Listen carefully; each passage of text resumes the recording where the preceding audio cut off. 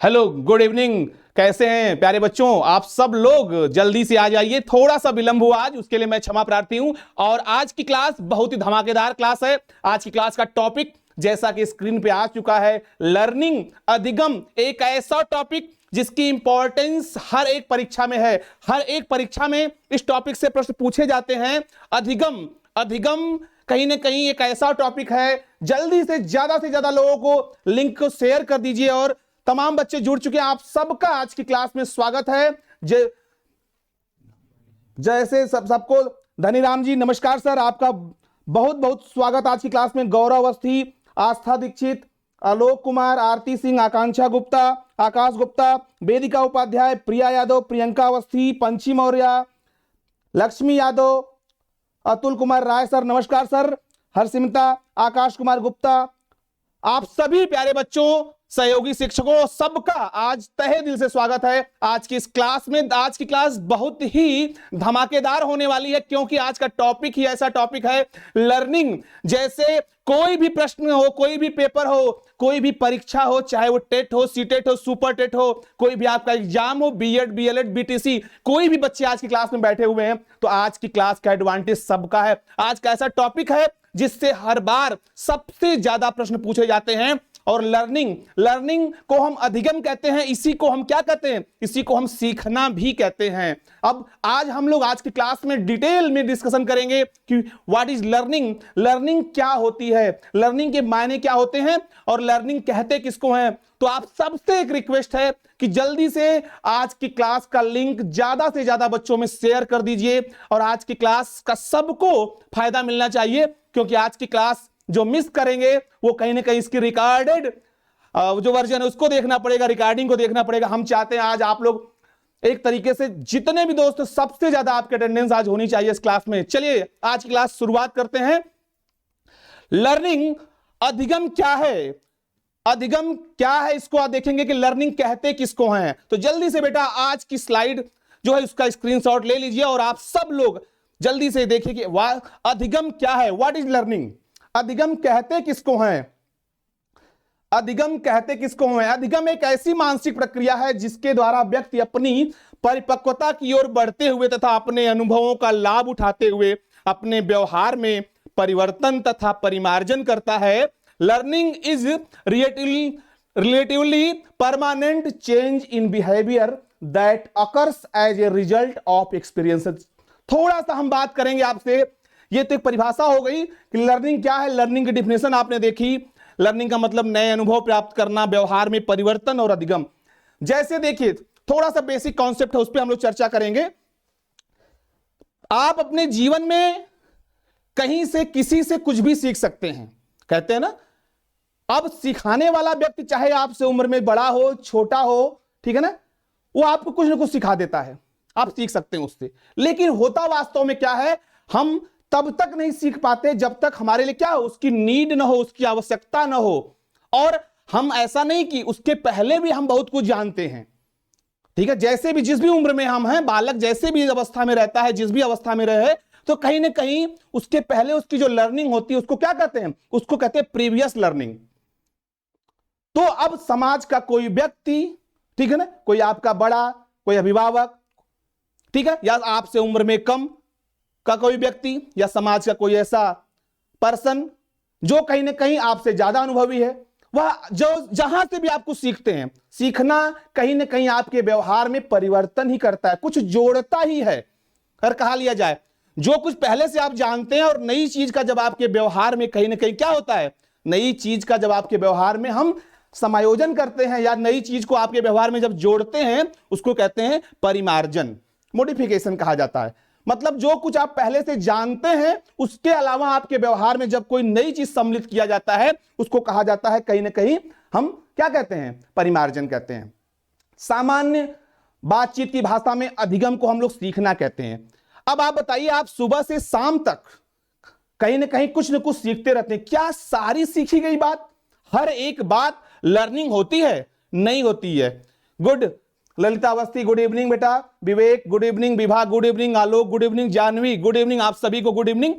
तो हम लोग सुबह से शाम तक जितनी भी सारी चीजें सीखते हैं, क्या सब कुछ लर्निंग है? सबको लर्निंग कहेंगे? नहीं कहेंगे, क्योंकि हम उसी चीज को सीखते हैं जो हमारे लिए आवश्यक होता है, जो हमारे लिए जरूरत होता है, हम उसी को सीखते हैं कहीं ना कहीं। और सीखना हमारे व्यवहार में परिवर्तन करता है, या कह सकते हैं सीखना हमारे व्यवहार में परिमार्जन करता है। दोनों शब्दों में अंतर है। परिवर्तन का मतलब टोटली उस व्यवस्था को जब हम चेंज कर देते हैं, जैसे इस कमरे का मान लीजिए कोई कमरा है, उस कमरे का कोई आकार है, उसका आकार को हमने पूरे तरीके से परिवर्तित कर दिया तो वो हो गया परिवर्तन, चेंज। लेकिन अपने आवश्यकता अनुसार आपने कमरे में जो जहां पे जैसी चीजें हैं उसको रहने दिया और अपने आवश्यकता अनुसार कमरे में जरूरत की चीजों को स्टैब्लिश कर दिया, मॉडिफाई कर दिया, उसको क्या कहेंगे? उसको कहेंगे परिमार्जन। दोनों में अंतर है। अब अधिगम एक ऐसी मानसिक प्रक्रिया है जिसके द्वारा व्यक्ति अपनी परिपक्वता की ओर बढ़ते हुए तथा अपने अनुभवों का लाभ उठाते हुए अपने व्यवहार में परिवर्तन तथा परिमार्जन करता है। अब बेटा यहां पे good evening Sandhya, good evening CV Singh, good evening बेटा।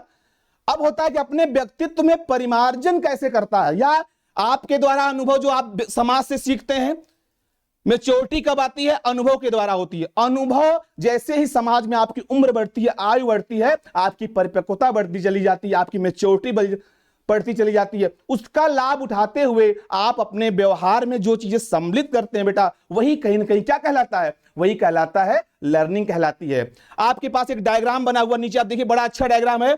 अधिगम नए अनुभव प्राप्त करना, और नए अनुभव प्राप्त करके व्यवहार में आपने जो परिवर्तन कर दिया वही क्या है? वही है अधिगम।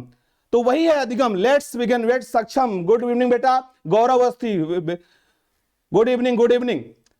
तो अधिगम क्या हो गया? अधिगम में हम नए अनुभव प्राप्त करते हैं और उसके आधार पर अपने व्यवहार में जो परिवर्तन करते हैं वही है लर्निंग। करेक्ट? चलिए आगे बढ़ते हैं। अधिगम की कुछ परिभाषाएं हैं। अधिगम की कुछ परिभाषाएं हैं बेटा।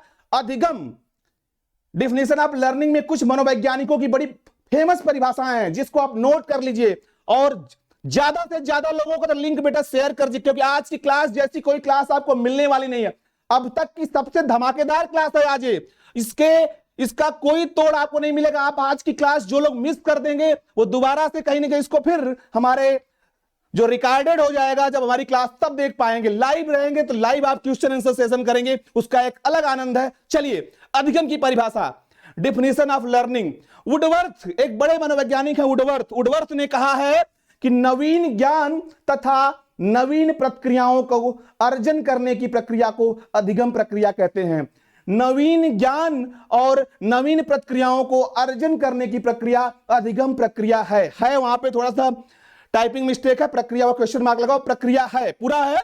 नवीन ज्ञान तथा नवीन प्रक्रियाओं का अर्जन करने की प्रक्रिया अधिगम प्रक्रिया है। मतलब कि वुडवर्थ के अनुसार the process of acquiring new knowledge and new responses is the process of learning. क्या हो गया बेटा? Anjali Sharma good evening, Rohit Verma good evening बेटा। तो नवीन ज्ञान तथा नवीन प्रक्रियाओं का अर्जन करने की प्रक्रिया क्या है? अधिगम प्रक्रिया है। आप नोट कर लीजिए इस चीज को। स्किनर ने कहा है अधिगम व्यवहार में उत्तरोत्तर अनुकूलन की प्रक्रिया है। स्किनर कहते हैं कि अधिगम व्यवहार में उत्तरोत्तर अनुकूलन की प्रक्रिया है। जैसे learning is a process of progressive behaviour adaptation, इसको डिफाइन करते हैं। जैसे नवीन ज्ञान मतलब कि न्यू रिस्पॉन्सेज, न्यू नॉलेज को जब अर्जन कर लेते हैं, एक्वायर कर लेते हैं, वुडवर्थ कहते हैं वही अधिगम है।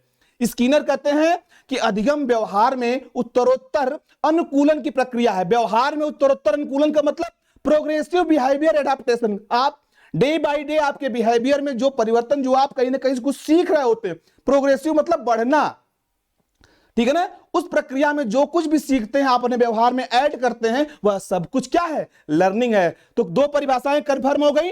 जल्दी से आप स्क्रीनशॉट ले लीजिए, मैं थोड़ा सा इधर आ जा रहा हूं, फिर आगे बढ़ते हैं। यहां तक क्लियर हो गया? यस या नो कमेंट बॉक्स में कहें, समझ में आया कि नहीं यहां तक, फिर आगे बढ़ते हैं। ठीक है बेटा, दो परिभाषाएं। अगली परिभाषा देखते हैं। गिलफोर्ड की परिभाषा है। गिलफोर्ड की परिभाषा है बेटा, जल्दी से आप लोग स्क्रीनशॉट ले लीजिए, फिर आगे बढ़ते हैं। गिलफोर्ड ने कहा है कि व्यवहार के कारण व्यवहार में आया कोई भी परिवर्तन क्या है? अधिगम है। अरे किसके व्यवहार के कारण? किसी के भी व्यवहार के कारण, किसी के व्यवहार के कारण किसी के व्यवहार में आया कोई भी परिवर्तन क्या है? अधिगम है। मतलब गिलफोर्ड कहते हैं कि learning is any change in behaviour resulting from behaviour. क्या मतलब? गिलफोर्ड कहते हैं कि learning is any change in behaviour resulting from behaviour. मतलब कि व्यवहार के कारण व्यवहार में, हमारे व्यवहार के कारण आपके व्यवहार में, शिक्षक के व्यवहार के कारण विद्यार्थी के व्यवहार में, अभिभावक के व्यवहार के कारण बच्चे के व्यवहार में, समाज के व्यवहार के कारण आपके व्यवहार में, किसी के व्यवहार के कारण किसी के व्यवहार में अगर कोई परिवर्तन आता है वह अधिगम कहा जाता है। ऐसा गिलफोर्ड मानते हैं। आगे बढ़ते हैं। Crow and crow, crow and crow की बड़ी फेमस परिभाषा है, आदतों, ज्ञान तथा अभिवृत्तियों का अर्जन ही अधिगम है। आदतों, ज्ञान तथा अभिवृत्तियों का अर्जन ही अधिगम है। रट लीजिए, ये परिभाषाएं इंपॉर्टेंट नहीं, मोस्ट इंपॉर्टेंट है और पक्का आने वाली है, पेपर में आपके आने वाला है कि अधिगम से क्या तात्पर्य है। अधिगम की परिभाषा को डिफाइन करेंगे, अधिगम के कारण बताएंगे। आदतों, ज्ञान तथा अभिवृत्तियों का अर्जन ही अधिगम है। Learning is the acquisitions of habits, knowledge and attitudes. कहा गया, क्रो एंड क्रो मानते हैं कि लर्निंग है क्या?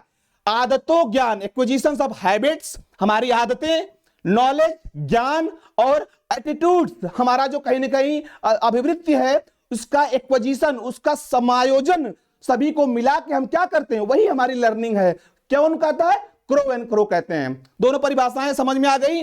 जल्दी से कमेंट बॉक्स में यस करें। यस बेटा, यस।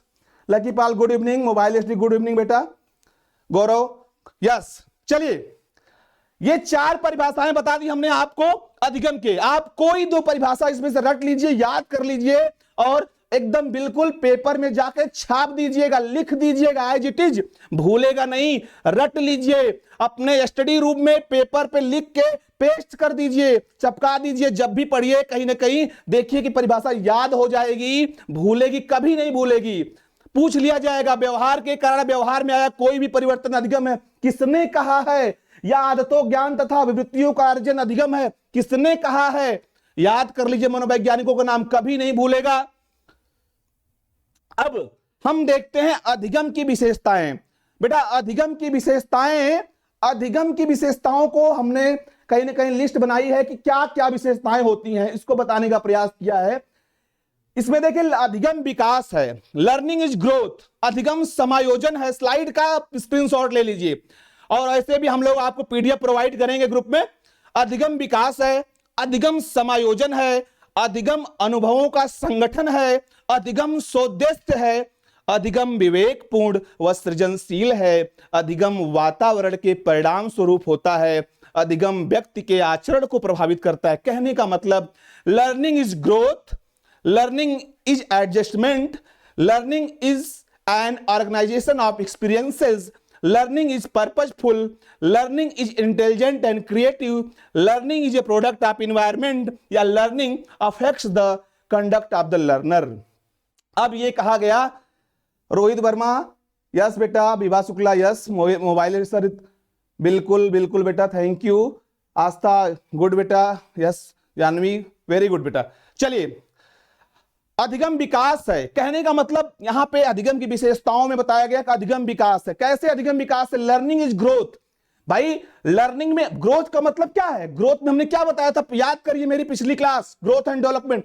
ग्रोथ में हमेशा कोई ना कोई प्रोग्रेसिव परिवर्तन होगा। कहते हैं ना कि कहीं ना कहीं ग्रोथ एक समय के बाद रुक जाती है, तो मतलब उसमें विकास का कहीं ना कहीं इनपुट है। इसका मतलब कि कहीं ना कहीं लर्निंग में हमेशा कोई ना कोई क्या होगा, डेवलपमेंट होगा, ग्रोथ होगी। अब यहाँ पे टर्म जो यूज किया गया, ग्रोथ को यूज किया गया, लेकिन वो टर्म वहां पे डेवलपमेंट से है। अधिगम में हमेशा ये होता है, कुछ न कुछ उसमें जुड़ेगा। ऐसा नहीं कि आप कहेंगे कि आज हमने क्लास की और आज की क्लास मेरी पूरी बेकार चली गई, ऐसा नहीं है। आप पहले से जो कुछ जानते हैं, मैं मानता हूं शायद 1% जानेंगे, लेकिन आपके नॉलेज में कुछ नई चीज तो जरूर आएगी, ठीक है ना।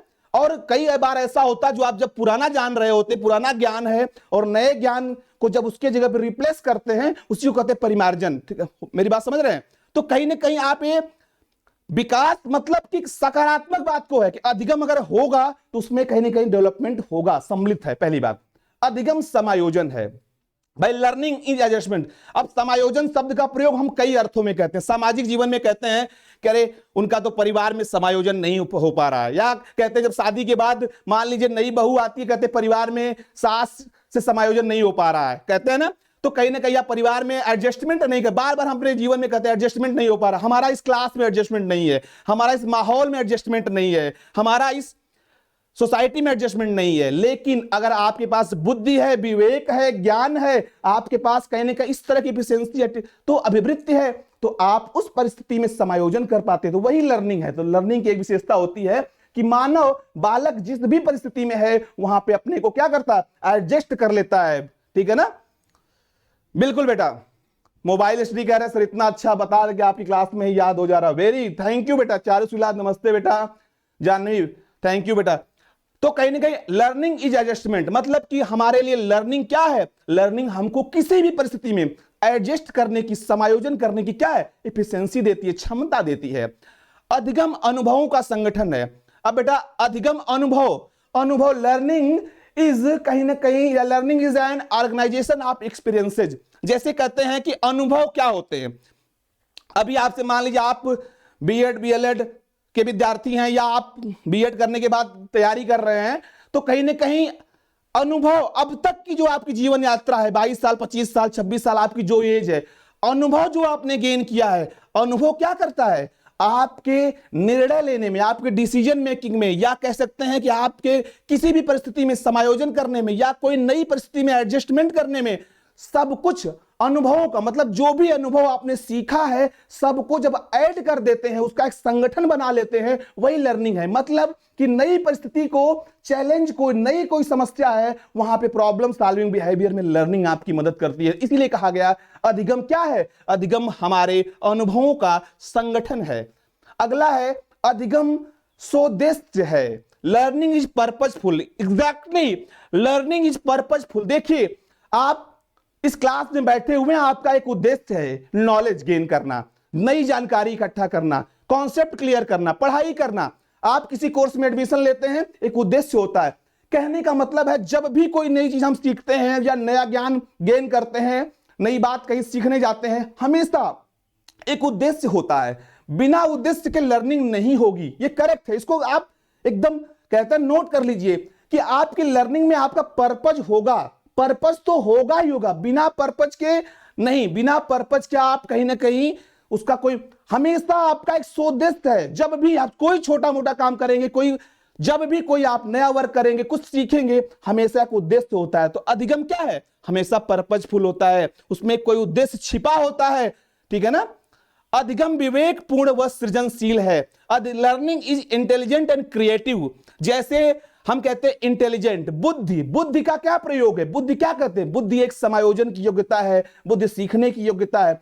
बुद्धि में हम क्या करते हैं, बुद्धि में हम कहीं ना कहीं अपने को नई परिस्थिति में, नए जगह पे क्या करते हैं, बुद्धि का प्रयोग हमारे व्यवहार में, हम कितना बुद्धिमान हैं वह हमारा व्यवहार निर्धारित करता है। व्यवहार कैसे निर्धारित करेगा, मान लीजिए हमारे सामने कोई समस्या है, हम उसका कितना व्यवस्थित तरीके से समाधान कर पाते हैं, वह बुद्धि का परिचय। कौन कितना बुद्धिमान है उसका कहीं ना कहीं उसके बारे में जानकारी तब मिलती है उसके व्यवहार से। आप शांत हैं, आप कोई एक्टिविटी मत करिए, कुछ मत बोलिए, लेकिन जैसे ही आपने कोई रिस्पॉन्स दिया, हमें जान जाते हैं, या कोई सामने वाला जान जाता है आपकी कहीं ना कहीं बौद्धिक क्षमता कितनी है, आपका ज्ञान कितना है। आप 2-4 बार उस व्यक्ति से मिलेंगे तो उसके बारे में कहीं ना कहीं, तो यही बात होती है। अधिगम विवेकपूर्ण व सृजनशील है। Learning is intelligent creative.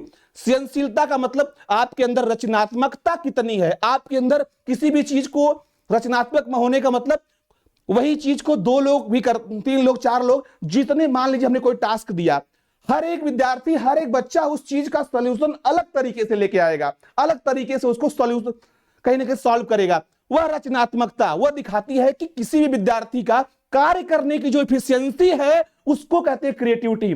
किसी भी कार्य को कितने मतलब अच्छे तरीके से, व्यवस्थित तरीके से हर एक विद्यार्थी करता है, उसको कहते हैं क्रिएटिविटी। ठीक है ना। जस्ट बेटा थोड़ा कमेंट देख लें। Dhaniram very good sir, thank you sir. Mobile study thank you, बिल्कुल थैंक यू बेटा। चलिए, सीखने की क्षमता ही वृद्धि। एग्जैक्टली कोमल, सीखने की क्षमता ही। मोबाइल स्टडी आप बहुत ही सरल बहुत थैंक यू बेटा। चलिए आगे बढ़ते हैं। अधिगम वातावरण के परिणाम स्वरूप होता है। Learning is a product of environment. अब जैसे हमने बताया कि दो चीजें, वातावरण, वातावरण का मतलब कि मानव या बालक जहां पे रहता है, जिस परिवेश में रहता है, उसके आसपास का जो इन्वायरमेंट है। अब learning is a product of environment, मतलब इन्वायरमेंट हमको क्या सिखाता है भाई? इन्वायरमेंट को हमको वातावरण कह सकते हैं, और वातावरण वह जो मानव के आसपास सराउंडिंग चारों ओर का जो क्षेत्र है वही तो वातावरण है। उसमें समाज आता है, परिवार आता है, विद्यालय आता है, दोस्त आते हैं, सब कुछ वह भी हमारी लर्निंग को कहीं ना कहीं क्या कहते हैं, प्रभावित करते हैं। तो हमेशा कहा जाता है उनके उस, भाई आप विद्यालय में जाते हैं कुछ सीखते हैं, विद्यालय के बाद घर पे आते हैं वहां कुछ सीखते हैं, कुछ देर अपने दोस्तों के साथ रहते हैं वहां से कुछ सीखते हैं, कुछ देर आप समाज में रहते हैं वहां से कुछ सीखते हैं। ये जितनी भी एजेंसी हैं, जितने भी अभिकरण हैं, वह भी हमारी लर्निंग को क्या कहते हैं, बढ़ाते हैं। बात समझ में आ रही है? चलिए आगे बढ़ते हैं। अधिगम व्यक्ति के आचरण को प्रभावित करता है। Exactly, learning affects the conduct of learner. कहते हैं ना भाई हमारा आचरण क्या, हमारा व्यवहार क्या है? व्यवहार वही है, जैसे हम कहते हैं ना कि कौन कितना व्यवहारिक है या किसका व्यवहार कैसा है, वह कहीं ना कहीं जब किसी से आप व्यवहार को प्रदर्शित करेंगे तब परिलक्षित होता है कि हमारा व्यवहार कैसा है। तो कहीं ना कहीं लर्निंग कहा जाता है व्यक्ति के आचरण को। कहते हैं ना जी, आप कहा जाता कह रहे ये तो बिल्कुल पढ़े लिखे नहीं है, या इनकी शिक्षा दीक्षा सही से नहीं हुई है, ये तो बिल्कुल अनपढ़ हैं। हम अपने व्यवहारिक जीवन में इस तरह की बातें करते हैं, कहते हैं ना कि ये तो इलिटरेट पर्सन है, या इनका आचरण भी अनैतिक है। कहने का मतलब वह आचरण यह दर्शाता है कि आपका प्रीवियस लर्निंग कैसी है, आपकी शिक्षा दीक्षा कैसे हुई है, आपके संस्कार कैसे हैं, आपके वैल्यूज कैसे हैं, आपके मूल्य कैसे हैं। इन सारी चीजों को कौन दर्शाता? आपका लर्निंग, आपकी जो प्रीवियस लर्निंग है। आचरण वही है जो हम आचरण कहते हैं, हमारा आचरण समाज के एक्सेप्टेबल नहीं है, इसका मतलब हमारी प्रीवियस लर्निंग, हमारे पूर्व की हमारी योग्यताएं हैं, पूर्व के अनुभव हैं, वह कहीं ना कहीं सही नहीं है, वह उसमें कहीं ना कहीं कोई दिक्कत है, उसको हमको अपने सुधारना है। ये सब कुछ कहते हैं कहीं ना कहीं अधिगम की विशेषताओं के अंतर्गत हमने आपको बताया। ये सारे पॉइंट्स आप नोट कर लेंगे और स्क्रीनशॉट जरूर लेंगे। आई होप कि आपको समझ में आया होगा, ठीक है ना? चलिए आगे बढ़ते हैं बेटा थोड़ा सा। अब एक बड़ा फैक्टर है अधिगम को प्रभावित करने वाले कारक। नीतू सिंह, शिवानी सिंह, सूरज गुप्ता, प्रीति शुक्ला, गुड इवनिंग बेटा, सब आप सभी को गुड इवनिंग। अधिगम को प्रभावित करने वाले कारक, फैक्टर्स अफेक्टिंग लर्निंग प्रोसेस। कौन से ऐसे फैक्टर्स हैं जो लर्निंग को प्रभावित करते हैं? बेटा जल्दी से आप स्क्रीनशॉट ले लीजिए स्लाइड का, थोड़ा सा हम इधर आ जा रहे हैं। चलिए, अधिगम को प्रभावित करने वाले, सीधा पूछ लिया जाएगा प्रश्न में, अधिगम को प्रभावित करने वाले कारकों का उल्लेख करिए। शॉर्ट आंसर्स में आ सकता है अधिगम को प्रभावित करने वाले कारकों का उल्लेख करिए। अधिगम को प्रभावित करने वाले कारकों में आता है प्रीवियस लर्निंग। प्रीवियस लर्निंग का मतलब पूर्व अधिगम, विषय वस्तु, शारीरिक स्वास्थ्य एवं परिपक्वता, अभिप्रेरणा, मोटिवेशन, बुद्धि, इंटेलिजेंस, अभिक्षमता, एप्टीट्यूड, थकान, फटिक, अधिगम की इच्छा है वो will to learn, mental health, मानसिक स्वास्थ्य, रुचि, इंटरेस्ट और सीखने की विधि। ये कुछ कीवर्ड्स हैं जो आपको ये बताएंगे कि अधिगम इन फैक्टर्स से प्रभावित होता है। अधिगम के फैक्टर्स हैं ये जो अधिगम को प्रभावित करने वाले कारक हो सकते हैं।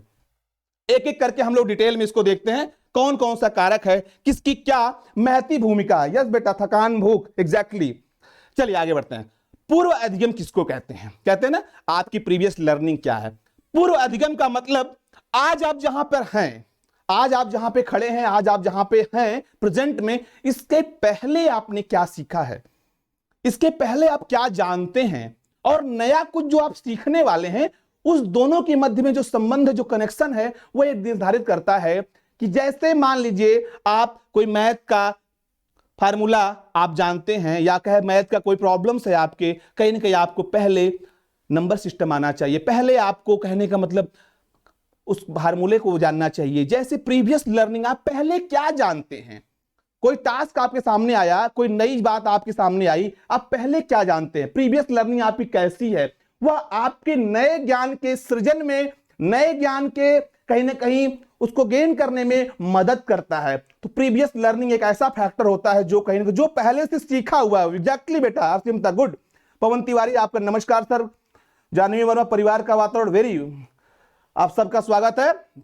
यस बेटा, जो पहले से जानता हो, ठीक है ना। तो प्रीवियस लर्निंग मतलब हमारा पहले का अधिगम कैसा है, इसको हम कहते हैं प्रीवियस लर्निंग। विषय वस्तु, सब्जेक्ट का मैटर क्या है, सब्जेक्ट कैसा, कंटेंट कैसा है सब्जेक्ट का।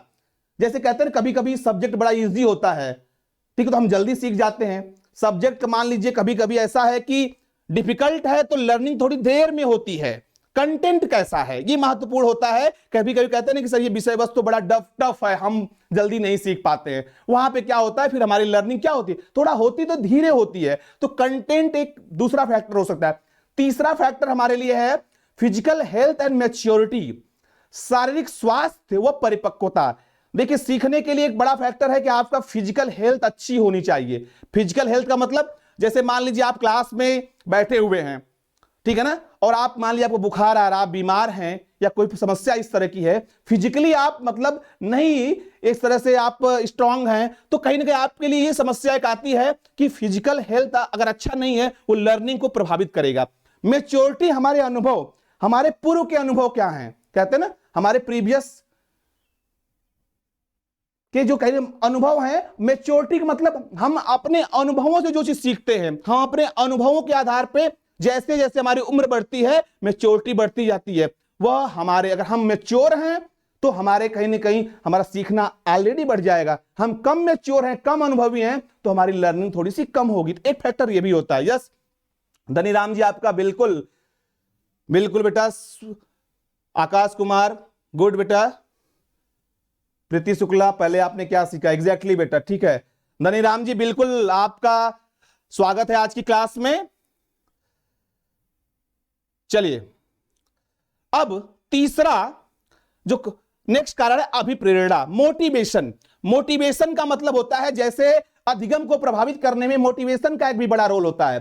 कहते हैं आप इस क्लास में बैठे हुए हैं या आप अपनी क्लास में बैठते हैं या कोई चीज सीखते, उसके पीछे एक मोटिव काम करता है, प्रेरणा काम करती है, ठीक है। प्रेरणा कहीं से मिली तो मान लीजिए जैसे आपने बीएड में एडमिशन लिया, आपने बीटीसी में एडमिशन लिया, आपने किसी कोर्स में, आपको ये प्रेरणा कहीं से मिली होगी। आपके बड़े भाई बहन या आपके परिवार में कोई आपके रिलेटिव बीएड करने के बाद किसी कोई गवर्नमेंट जॉब लगी होगी, ठीक है ना, या किसी टीचर ने आपको प्रेरित किया होगा, या कोई आपको ऐसा टीचर बनने का आपको कहीं ना कहीं दिमाग में आया होगा कि नहीं हमको कहीं ना कहीं से प्रेरित होंगे, ठीक है ना। चाहे तो इस तरह की जो प्रेरणा होती है, प्रेरणा क्या करती है, प्रेरणा कार्य करने की गति को बढ़ा देती है, प्रेरणा सीखने की गति को बढ़ा देती है। इसलिए हमेशा अधिगम में अभिप्रेरणा का होना आवश्यक है। अगर अभिप्रेरणा नहीं है, आप कहीं से प्रभावित नहीं है, तो लर्निंग कहीं ना कहीं नहीं होगी। इसीलिए कहा जाता है कि अभिप्रेरणा अगर आपके अंदर है तो आप प्रेरित हैं तो लर्निंग की फिर से गति अपने आप बढ़ जाती है। इंटेलिजेंस, बुद्धि, बुद्धि एक ऐसा फैक्टर है जो कहीं ना कहीं आपके अधिगम को प्रभावित करता है। बुद्धि कैसे भाई, मान लीजिए कहते हैं कुछ बच्चे मंद बुद्धि के होते हैं, कुछ प्रतिभाशाली होते हैं, कुछ सामान्य बुद्धि के होते हैं। ये बुद्धि जो होती है कहते हैं इंटेलिजेंट क्यूटेंट, बुद्धिलब्धि गुणांक से निकालते हैं। आईक्यू बराबर मानसिक आयु बटे आपकी जो रियल एज जो होती है MA/RA × 100। कहने का मतलब कि हम उसके आधार पर जब आपका आईक्यू निकालते हैं तो कहीं ना कहीं हम क्या निकालते हैं, हम जान जाते हैं कि यह बालक किस बुद्धिलब्धि गुणांक का है, और उसकी ये सामान्य बालक है, प्रतिभाशाली है, मंद बुद्धि है, क्या है, उसके आधार पे। तो कहीं ना कहीं बुद्धि भी हमारे सीखने को प्रभावित करती है। स्वाभाविक रूप से कोई बच्चा अगर स्लो लर्नर है उसकी लर्निंग थोड़ी देर में होगी, कोई बच्चा अगर अचीवर बच्चा है, हाई अचीवर है, नॉर्मल बच्चा है, उसकी लर्निंग उसकी अपेक्षा थोड़ा जल्दी होगी। ये एक कहीं ना कहीं बुद्धि भी एक ऐसा फैक्टर होता है जो हमारी लर्निंग को प्रभावित करता है। अगला कारण हमारा है एप्टीट्यूड, अभिक्षमता। अभिक्षमता कहते हैं ना एप्टीट्यूड टेस्ट। अभिक्षमता में कहीं ना कहीं हमारी क्रिएटिविटी होती है, हमारी वह क्षमता जिसको हम किसी तरीके से कहते हैं, एक होता है हमारा एप्टीट्यूड, हम उस चीज को कितने तरीके से अच्छे तरीके से सॉल्व कर लेते हैं, ठीक है ना। नीतू सिंह करें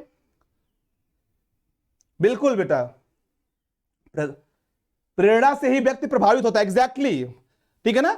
अभिक्षमता, एप्टीट्यूड, किसी भी कार्य के प्रति आपकी क्षमता क्या है, अभिक्षमता मतलब कार्य करने की एफिशिएंसी क्या है, वह भी प्रभावित करती है। अगर आप कहीं से प्रभावित हैं, वह भी प्रेरणा का ही पार्ट है। अभिक्षमता, अभिक्षमता मतलब हम कार्य को कितने अच्छे तरीके से कर पाते हैं, तो उसमें हम कहते हैं ये हमारा एप्टीट्यूड है इस कार्य को करने का। थकान, फटिक, यस बेटा, कोमल कह रहे हैं IQ बराबर MA/CA × 100। एग्जैक्टली बेटा, तार्किकता आकाश कुमार गुप्ता, वेरी गुड बेटा। थकान, फटिक, फटिक क्या होता है? फटिक को हम कह सकते हैं कहीं ना कहीं, फटिक में थकान, जैसे मान आप थके हुए हैं, तो थके हुए हैं तो आपकी कार्य करने की गति ऑलरेडी क्या हो जाएगी? कम हो जाएगी। जैसे आप जब सुबह फ्रेश होकर कॉलेज जाते हैं या क्लास करने जाते हैं या कोचिंग करने जाते हैं, तो सुबह आपके ऑटोमेटिकली आपकी लर्निंग बढ़ जाती, क्योंकि आप तरोताजा होते हैं आप। लेकिन आप मान लीजिए शाम की क्लास में बैठते हैं या शाम को कोई चीज सीखना होता, तो परसेंटेज थोड़ा सा कम हो जाता है। बात मेरी समझ में आ रही है? संध्या यादव कर रही है सर आपकी क्लास में सभी कॉन्सेप्ट, बिल्कुल, थैंक यू बेटा। अधिगम की इच्छा, will to learn. Will to learn का क्या मतलब है? सीखने की इच्छा। भाई देखिए, सबसे जरूरी है, सबसे जरूरी का मतलब है अधिगम की इच्छा। आप यहां पे बैठे हैं तो आपकी कहीं ना कहीं लर्निंग करने की एक इच्छा है। हमें कहें कि अगर आपकी इच्छा ना हो, बहुत सारे ऐसे बच्चे हैं जो क्लास में नहीं होंगे, इसका मतलब हमें मान रहे हैं कि उसकी सीखने की अधिगम की इच्छा नहीं है। ठीक है ना? तो ये बहुत बड़ा एक महत्वपूर्ण कारक है, अधिगम की इच्छा होने। किसी को आप जबरदस्ती नहीं कुछ सिखा सकते।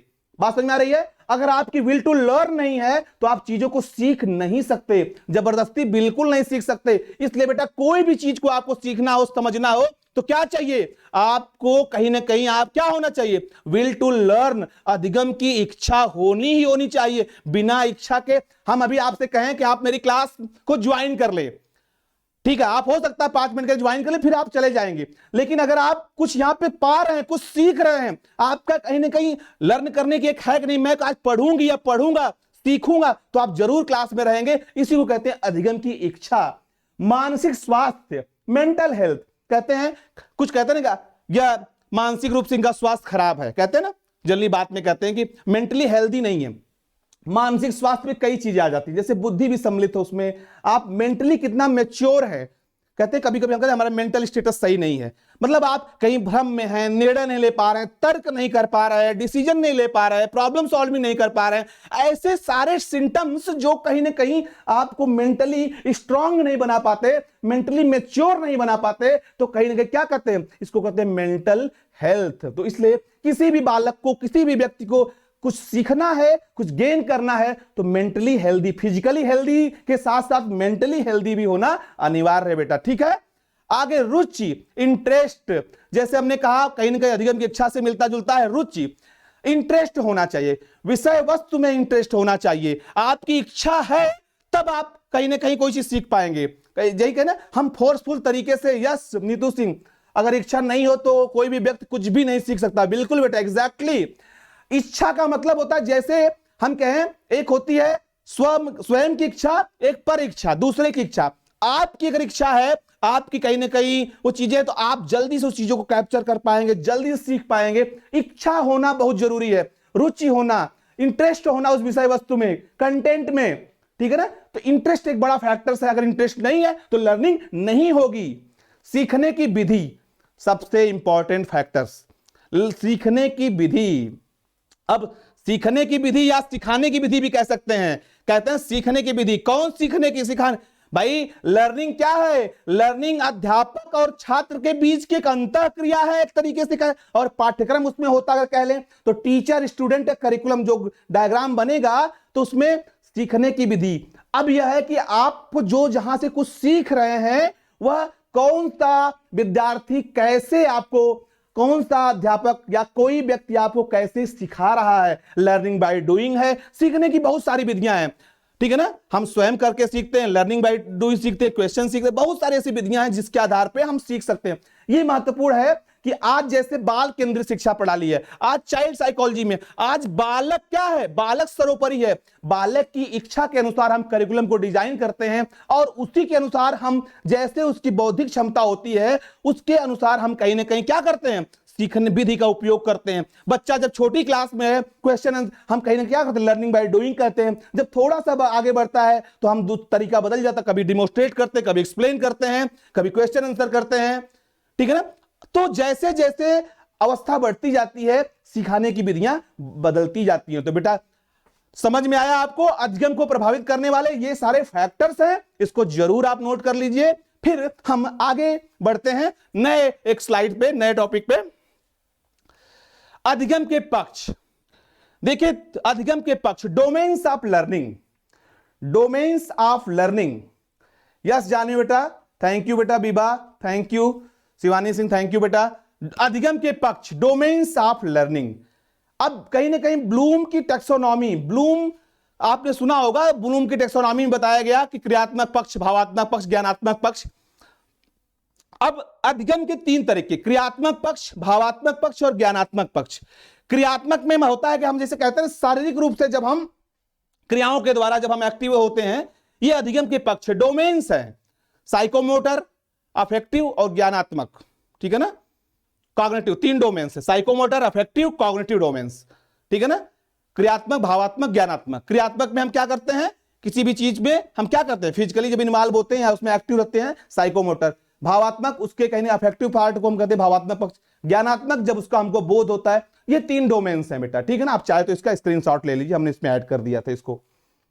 यस बेटा, cognitive based on knowledge, exactly, cognitive based on knowledge मतलब आपने क्या सीखा, ठीक है, तीन एस्पेक्ट में। जैसे ही आप कुछ सीखते हैं उसके तीन डोमेन्स हो जाते हैं, एक हमारा क्रियात्मक पक्ष हो जाता है, एक हमारा भावात्मक पक्ष हो जाता है, एक हमारा ज्ञानात्मक पक्ष हो जाता है। एक को हम कहीं ना कहीं अप्लाई कर पाते हैं, एक को जो बोध कर पाते हैं, एक का जो ज्ञान हमारे अंदर आ पाता है। यस, ठीक है ना।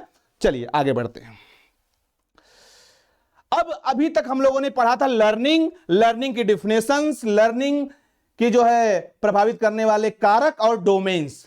अब इसी लर्निंग से मिलता जुलता ही टॉपिक है, उसी के साथ लर्निंग कर्व। बार बार प्रश्न आता है कि अधिगम वक्र क्या है, अधिगम वक्र, अधिगम वक्र का मतलब क्या है। अधिगम वक्र आपने देखा होगा, परिभाषाएं नोट कर लीजिए और स्क्रीनशॉट भी ले लीजिए। सीखने की मात्रा तथा समय, समय का मतलब प्रयास के परस्पर संबंध को चित्रांकित करने पर जो वक्र रेखा प्राप्त होती है उसे अधिगम वक्र रेखा क्या कहा जाता है। अधिगम वक्र से समय के साथ सीखने में होने वाली सफलता का ज्ञान होता है। The learning curve is a graphical representation of the relationship between how proficient someone is at a task and the amount of experience they have. Proficiency usually increases with increased experiences. That is to say, the more someone performs a task, the better their performance at the task. ये तो हो गई उसकी definition. Learning curve आपने देखा होगा, learning curve कभी कभी आपने पढ़ा होगा तो जरूर। यस बेटा, Shivani Singh, affective based on feeling and emotion, exactly बेटा, साइकोमोटर, अफेक्टिव डोमेन्स, ठीक है, कॉग्निटिव, थ्री डोमेन्स। यस बेटा, बिल्कुल सबको नोट्स मिल जाएंगे, आप उसके लिए बिल्कुल बेटा परेशान मत हुए। सबको जितने भी क्लासेज हुई हैं और आगे होंगी सारे नोट्स आपको पीडीएफ में प्रोवाइड किए जाएंगे, दोनों माध्यम में प्रोवाइड किए जाएंगे। अधिगम वक्र, जैसे हम ये है कि आपने कितना सीखा, आप कोई भी चीज जब सीख रहे होते हैं तो आपका परसेंटेज कितना है उसको निकालने के लिए हम क्या कहते हैं, सीखने की मात्रा और प्रयास के मध्य में। जैसे कहते हैं ना, आपने प्रयोग आगे मैं पढ़ाऊंगा, अभी जब आपने पढ़ा भी होगा, थर्नडाइक का प्रयोग, बिल्ली को जब वो बंद कर देते हैं पिंजड़े में, बार बार प्रयास करती है, तो प्रयास और लर्निंग कितना हुआ जब उसको हम एक वक्र के माध्यम से निकालने की कोशिश करते हैं, परसेंटेज निकालने की कोशिश करते हैं, उसी को कहते हैं लर्निंग कर्व। कहने का मतलब एक लाइन में अधिगम वक्र क्या है, अधिगम वक्र यह बताता है कि सीखने में कितना हम सफल हुए हैं। तो कहीं ना कहीं एग्जैक्टली यहां पे हो गया कि अधिगम वक्र से क्या तात्पर्य है, अधिगम वक्र से तात्पर्य यही है कि हम सीखने में कितना सफल हुए हैं, हमने जो ज्ञान गेन किया है, कितना परसेंटेज हमने अचीव किया है, उसी को हम कहते हैं लर्निंग कर्व। बात समझ में आ गई, आगे बढ़ते हैं। अब यहां पे देखिए लर्निंग कर्व कितने प्रकार का होता है। लर्निंग कर्व 4 प्रकार के होते हैं, नोट कर लीजिए, यूपी टेट में आया हुआ प्रश्न है कि कितने प्रकार का लर्निंग कर्व होता है। लर्निंग कर्व 4 प्रकार का होता है। प्रांजल पांडे कह रहे हैं सर क्या ये क्लासेस सुपर टेट के लिए, बिल्कुल बेटा, अभी ये सारी क्लास सुपर टेट के लिए हेल्पफुल हैं। सुपर टेट में जो आपका सिलेबस होता है जिसमें बाल मनोविज्ञान, शिक्षण कौशल, जीवन कौशल, ये सारे टॉपिक होते हैं। हम लोग जल्द ही सुपर टेट के बैच को लेके आने वाले हैं और एक बिग अनाउंसमेंट होने वाला है। सारी क्लासेस सुपर टेट का हम लोग question answer session, detail section सब लेके आने वाले हैं और हम लोग उसके बारे में ये सारे ये सिलेबस है सुपर टेट में। बेटा सुपर टेट का तो सिलेबस डाउनलोड करेंगे, वहां पे लर्निंग है, तो ठीक है ना, सुपर टेट में भी काम आएगी आपके। अधिगम वक्र, लर्निंग कर्व्स, लर्निंग कर्व 4 प्रकार के होते हैं। बहुत बार आपने पढ़ा होगा लर्निंग कर्व कितने प्रकार के होते हैं, 4 प्रकार के। यहां पे देखिए चारों प्रकार आपको दिख रहे हैं। आप स्क्रीनशॉट ले लीजिए, बहुत अच्छी स्लाइड है और बहुत प्यारी स्लाइड है, आप स्क्रीनशॉट जरूर ले लीजिए।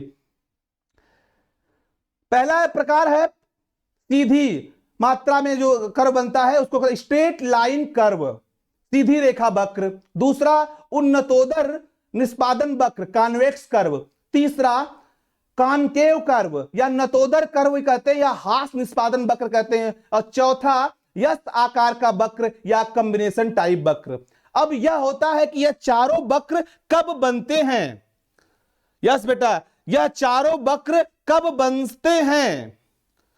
चारों वक्र कब बनते हैं बेटा? ये चारों वक्र आप दिखाते हैं कि सीखने की मात्रा को, जैसे पहले वक्र के बारे में हम चर्चा करते हैं, जैसे कहते हैं जब आपके अंदर लगातार सीखने में कोई प्रगति हो रही हो, वहां पे क्या कहेंगे? स्ट्रेट लाइन कर्व बनेगा। मतलब जब सीखने की मात्रा में निरंतर प्रगति हो तो क्या बनेगा? स्ट्रेट लाइन कर्व बनेगा, ठीक है ना। और कॉन्वेक्स क्या होता है? जब सीखने की मात्रा में क्या होता है? धीरे धीरे धीरे धीरे क्या हो रहा है? गिरावट हो रहा है, तो उस कहां क्या बनेगा? उन्नतोदर निष्पादन वक्र। कॉनकेव कब बनेगा? नतोदर, जब सीखने की मात्रा में पहले कमी लेकिन बाद में बढ़ोतरी हो गया तो क्या बनेगा? Concave curve. यस टाइप वक्र कब बनेगा? जब पहले लर्निंग थोड़ी कम हो फिर ज्यादा फिर कम हो, मतलब मिक्स टाइप वक्र या यस आकार का वक्र। मतलब चारों वक्र कब बनते हैं? यह चारों वक्र क्या है? ये सीखने की मात्रा को दर्शाते हैं। तो कहीं ना कहीं फिर से एक बार रिपीट कर दे रहा हूं। पहला वक्र है स्ट्रेट लाइन कर्व, कब बनता है? जब सीखने में निरंतर प्रगति हो रही हो तो क्या बनता है? तब बनता है स्ट्रेट लाइन कर्व। जब सीखने की निरंतर प्रगति हो रही हो तो स्ट्रेट लाइन कर्व बनता है। दूसरा वक्र कब बनता है? दूसरा वक्र तब बनता है जब सीखने की गति में कहीं ना कहीं क्या होता है? धीरे धीरे गिरावट आ जाती है, तब उन्नतोदर निष्पादन वक्र बनता है, कॉन्वेक्स कर्व। तीसरा वक्र कब बनता है? तीसरा वक्र तब बनता है जब सीखने की गति में धीरे धीरे पहले कमी फिर क्या होता है? बढ़ोतरी होने लगती है, तो कॉनकेव बनता है। और चौथा वक्र कब बनता है? चौथा वक्र तब बनता है, मिक्स टाइप वक्र, जब सीखने की गति में क्या हो? कहीं कम हो कहीं ज्यादा हो, तब क्या बनता है? यस टाइप वक्र बनता है। उसको हम यस आकार या कॉम्बिनेशन टाइप वक्र या मिक्स वक्र भी कहते हैं। Yes, ladder type. Very good. तो चार प्रकार के वक्र बनते हैं। अधिगम वक्र क्या है? अधिगम वक्र सीखने की मात्रा को दर्शाता है। अधिगम वक्र चार प्रकार के होते हैं। कब कौन सा वक्र बनता है? क्लियर हो गया? चार वक्र, straight line curve, convex curve, concave curve, combination type curve. Exactly इसको आप कहीं ना कहीं स्क्रीनशॉट जरूर ले लीजिए, और जब भी परीक्षा में पूछा जाए अधिगम वक्र तो आप जरूर इसको बनाइएगा, कभी भूलेगा नहीं। आप इसके अलावा लिखिए या मत लिखिए, लेकिन इस वक्र को जरूर बना दीजिएगा, ठीक है ना। चलिए आगे बढ़ते हैं बेटा। अब एक स्थिति आती है अधिगम पठार। कहते हैं लर्निंग जब हो रही होती है तो एक कंडीशन ऐसी आती है पठार प्लेटू, जिसको कहते हैं लर्निंग प्लेटू। अब जो विज्ञान के या जो भूगोल के विद्यार्थियों के, ज्योग्राफी के, वो पठार तो जानते होंगे।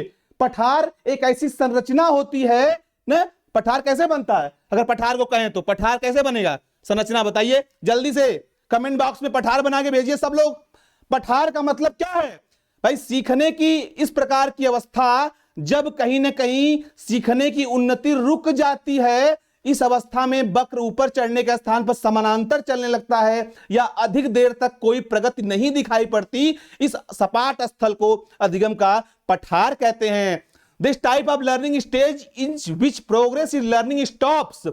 In this stage, the learning curve starts running parallel instead of climbing up, and no progress is seen for a long time. Full stop. That this flat side is called the plateau of learning. मतलब एक सीखन जब हम अधिगम हो रहा होता है, एक स्थिति ऐसी आती है जब कहीं ना कहीं क्या होता है? लर्निंग हमारी स्टॉप हो, कितना भी प्रयास करते हैं अधिगम में की मात्रा में कोई प्रगति नहीं होती। जब अधिगम की मात्रा में कोई प्रगति नहीं होती तो वही स्थिति क्या होती है? वही स्थिति होती है लर्निंग प्लेटो। मतलब जब लाख प्रयास करने के बाद सीखने की गति रुक जाए या ठहराव आ जाए, उसमें वो जो आकृति बनती है उसको कहते हैं लर्निंग प्लेटो। समझ में आ गई बात? तो लर्निंग प्लेटो क्या है? जब सीखने की अवस्था में कोई ठहराव आ जाए, कितना भी प्रयास करें ठहराव आ जाए, उस कंडीशन को कहते हैं अधिगम पठार। प्रांजल कह रही हैं शून्य, शून्य अधिगम भी कहते हैं इसको। यस बेटा, शून्य अधिगम कैसे, जैसे कहते हैं, हम कहते हैं मान लीजिए कहते हैं ना शून्य स्टेट, हम कहते हैं कि बिल्कुल कोई परिवर्तन नहीं, लेकिन शून्य इसलिए नहीं कहेंगे, वहां पे वो जीरो ट्रांसफर ऑफ लर्निंग हो बेटा, वो ट्रांसफर ऑफ लर्निंग हो जाएगा। जीरो ट्रांसफर ऑफ लर्निंग में कहते हैं अधिगम स्थानांतरण। वहां पे कहते हैं जैसे मान लीजिए आपके सीखे गए ज्ञान का दूसरे के ज्ञान में जब आप कोई चीज जानते हैं, आपके ज्ञान का किसी के ज्ञान में वृद्धि करने में कोई रोल नहीं, वहां पे जीरो ट्रांसफर ऑफ लर्निंग होती है बेटा। यहां पठार में यह होता है आप सीख तो रहे हैं, लेकिन किसी भी कारण से, थकान से, विषय वस्तु की डिफिकल्टी से, या कोई ऐसा रीजन हो जाता है, कहीं ना कहीं एक बार आपकी लर्निंग आके यहां पे ठहर जाती है। लास्ट प्रयास कर लेते हैं लेकिन लर्निंग का जो ग्राफ है ऊपर नहीं बढ़ता, उस स्थिति को कहते हैं प्लेटू, पठार बनना। लेकिन जीरो ट्रांसफर लर्निंग में क्या होता है, वहां पे कोई स्थानांतरण होता ही नहीं, ठीक है ना। वो एक बिल्कुल जो जहां पर है उसके ज्ञान में कोई परिवर्तन नहीं कर पाते, उसको कहते हैं जीरो ट्रांसफर लर्निंग। वो दूसरा है, यहां पे अधिगम पठार दूसरा कॉन्सेप्ट है बेटा, ठीक है ना। तो अधिगम पठार आपको समझ में आ गया। अधिगम पठार में क्या होता है, अधिगम पठार वह स्थिति होती है जब कितना भी प्रयास करें अधिगम की मात्रा में कोई परिवर्तन नहीं होता है, उस स्थिति को हम कहते हैं लर्निंग प्लेटो। जब लर्निंग रुक जाए, एग्जैक्टली बेटा शिवानी, जब लर्निंग रुक जाए तो कहते हैं उस स्थिति को लर्निंग पठार कहते हैं, ठीक है। समझ में आया आपको। तो आज की क्लास आपको कैसी लगी? आई होप कि आपको सारे कॉन्सेप्ट क्लियर हो गए होंगे, और जो बच्चे लेट जुड़े हैं, जो बच्चे देर में जुड़े हैं, थोड़ा सा हम बस उनको एक तरीके से रिवीजन कर दें और स्लाइड्स को उनके सामने फिर से एक बार ला दे रहे हैं। और जो बच्चे लेट जुड़े हैं वो जल्दी से स्लाइड्स को देख लें। कोई डाउट, कोई क्वेश्चन है तो आप उस कमेंट बॉक्स में जरूर लिखें, आपके डाउट्स को हम देखेंगे। और हमने आज की क्लास यहां से शुरू की थी। लर्निंग क्या है इसको हमने बताया था, अधिगम की परिभाषाओं को बताया था, हमने 4 परिभाषाएं बताई थी। अधिगम की विशेषताओं को हमने बताया था। अधिगम को प्रभावित करने वाले कौन कौन से कारक हैं, अधिगम के पक्ष क्या हैं, डोमेन्स क्या हैं, अधिगम वक्र कैसे बनता है, और अधिगम वक्र कितने प्रकार का होता है, कब कौन सा वक्र बनता है, और अंत में बताया था हमने अधिगम पठार के बारे में। तो आज की क्लास आपको कैसी लगी? कोई भी डाउट्स हैं? सर ये कर्व्स कितने कर्व्स दिए किसने? इनका नाम है इविंगहॉस। इविंगहॉस का नाम आता है जिसने लर्निंग कर्व के बारे में बात की है, प्रांजल। तो इविंगहॉस ने कर्व के बारे में बात की है, तो लर्निंग कर्व। तो आज की क्लास आपको कैसी लगी? कमेंट बॉक्स में कमेंट, आपसे एक बस शिकायत है कि आपका कमेंट्स नहीं आता। आपके कमेंट जरूर आना चाहिए। कमेंट ही हमारे लिए क्या है, वही हमारे लिए मोटिवेशन का काम करते हैं कि कहीं आपकी क्लास कैसी लगी। और यह प्रयास रहता है कि हर एक क्लास पिछली क्लास से आपको अच्छी मिले और आपको उसका ज्यादा से ज्यादा एडवांटेज मिले, लाभ मिले। तो आपके कमेंट ही हम लोगों का प्रोत्साहन करते हैं। तो आपसे उम्मीद है आज की क्लास आपको कैसी लगेगी, जरूर कमेंट में लिखेंगे। इस चैनल को लाइक, सब्सक्राइब और शेयर कर दीजिए, कहीं ना कहीं ज्यादा से ज्यादा लोग जुड़े। और हम उम्मीद करते हैं कल की क्लास में 5 बजे, आज की संख्या को तोड़ना है रिकॉर्ड को, कल ज्यादा से ज्यादा लोग बैठेंगे। हम इंतजार करेंगे कल आपका 5 बजे। तब तक के लिए आप सबको नमस्कार, गुड इवनिंग बेटा। और एक अनाउंसमेंट है, आपको इस क्लास के बाद 7 बजे साइंस की क्लास, 8 बजे पॉलिटी की क्लास मिलेगी इसी चैनल पे। कहीं मत जाइएगा, थोड़ा सा ब्रेक ले लीजिए और हमारी इस चैनल पे लाइव क्लास में कंटिन्यू बने रहिए। आप सबका तहे दिल से स्वागत है आज इस लाइव सेशन में जुड़ने के लिए। आप सबका फिर एक बार आज नमस्कार, धन्यवाद।